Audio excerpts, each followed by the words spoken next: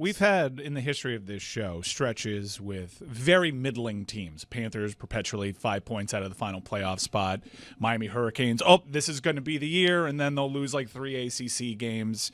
Miami Dolphins, we've been doing that one for a couple of years.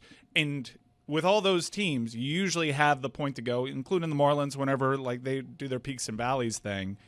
You could always go to the front office. The manager's got to go. GM's got to go. They got to shake things up. That conversation never surrounds the Miami Heat, ever.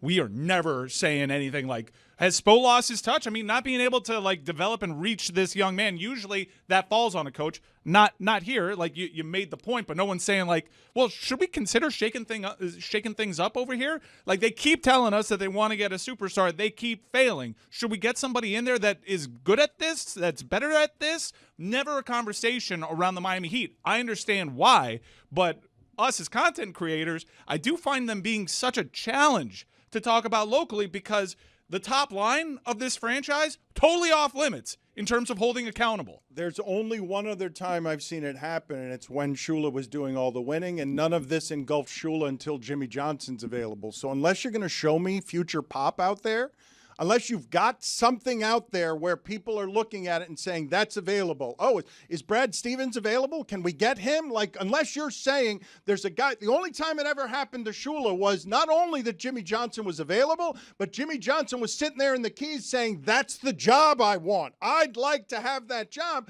And then all of a sudden you can turn it over. That's in the history of South Florida sports. There's never this kind of stability. And I do think that Zaz and everyone in here would acknowledge that while Juju and Trista are comfortable saying, yeah, Spo's probably got this one wrong, nobody's saying Spo should be fired. Like, no one's going to say that. There's no one in this market who's going to say out loud, get this group of people out there.